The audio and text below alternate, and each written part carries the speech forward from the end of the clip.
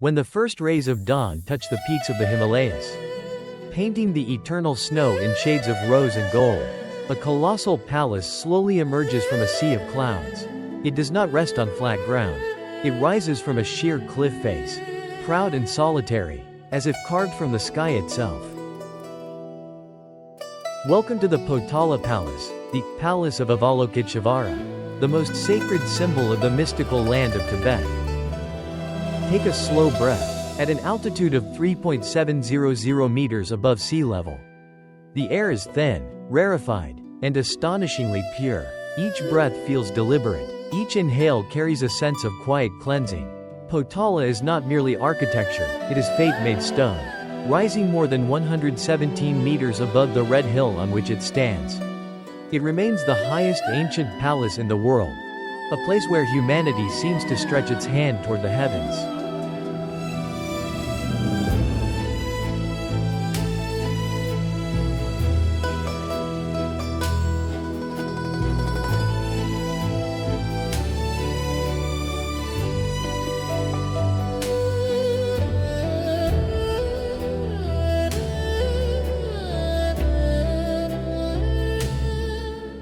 The story of Potala begins in the 7th century.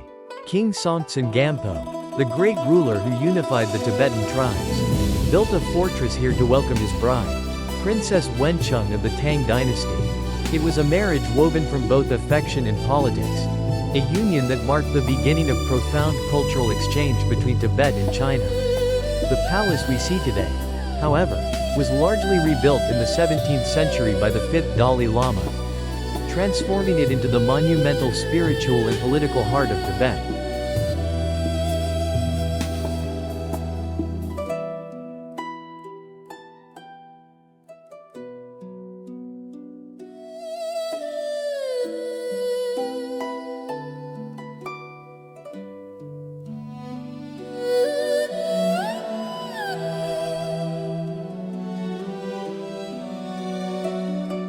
Observe its colors carefully. The palace is divided into two distinct sections, the White Palace and the Red Palace. The White Palace, with walls made from white clay mixed with milk, served as the administrative center and living quarters of the Dalai Lamas. White symbolizes peace, balance, and the worldly realm, governance, daily life, human responsibility.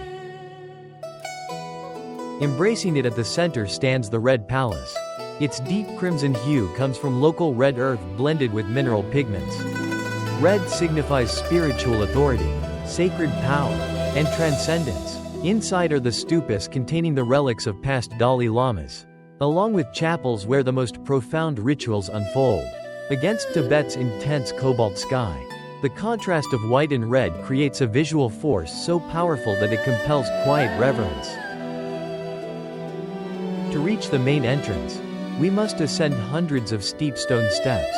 It is said the path was intentionally designed to slow the body and steady the breath, forcing pilgrims to shed distractions before entering sacred space. Footsteps echo against ancient stone. Wind whistles through rows of prayer flags fluttering overhead. Blue, white, red, green, yellow, the 5 colors representing sky, cloud, fire, water, and earth. Together, they symbolize the balance of the universe.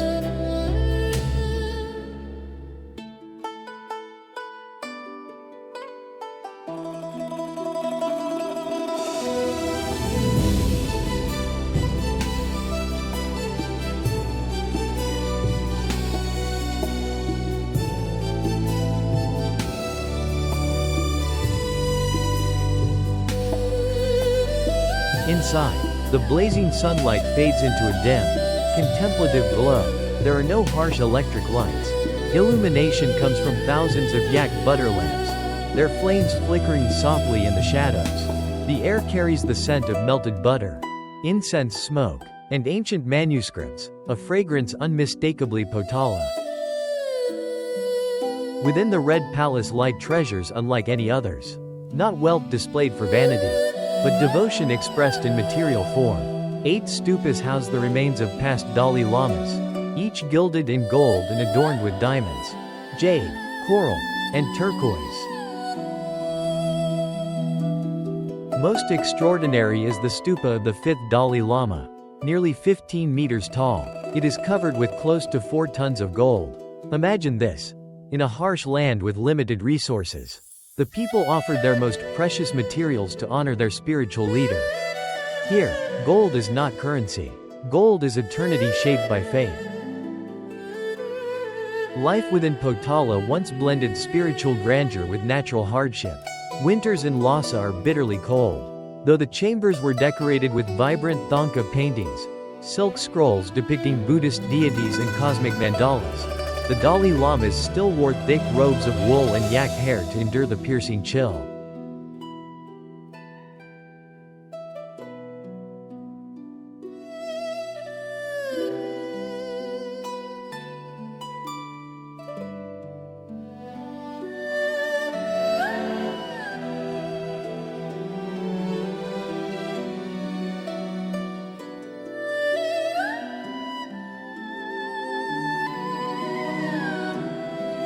During festivals, the vast courtyard below transformed into a stage for cham dances, ritual masked performances meant to dispel negative forces. Monks dressed in vivid garments, wearing fierce and intricate masks, moved rhythmically to the deep thunder of dungeon horns and the crashing of cymbals. The sound reverberated against the cliffs, like a dialogue between humanity and the unseen. Yet Potala has never belonged solely to its residents.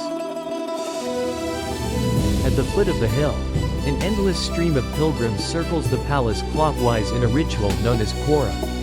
They come from across the Tibetan plateau. Some have walked for months. Many perform the arduous practice of prostration, 3 steps forward, then a full body bow to the ground. Their faces are weathered by sun and wind. Their clothes carry the dust of long journeys, but their eyes shine with unwavering devotion. They spin prayer wheels gently in their hands, whispering the mantra, Om Mani Padme Hum. For them, Potala is not a monument. It is the center of the universe, a place where the soul finds alignment. As sunset descends, Potala undergoes a quiet transformation. The final light of day strikes the golden roofs, igniting them like torches against the darkening sky. White walls blush lavender before dissolving into shadow. From small windows, butter lamps glow like countless watchful eyes guarding the night. Standing before Potala, one becomes aware of human smallness and spiritual vastness. Empires may fall, palaces elsewhere may crumble into dust. Yet Potala endures, suspended between earth and sky, as testimony to the inner strength of Tibetan culture.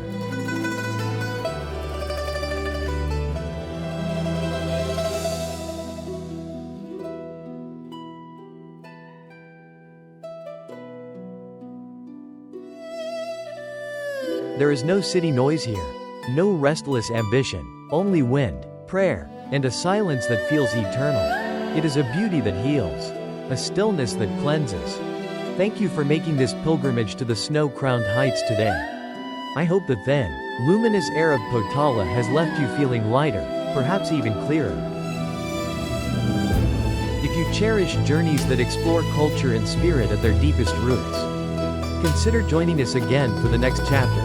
Until then, farewell to Lhasa, farewell to the mysterious Potala. And may we meet again in the unfolding pages of history.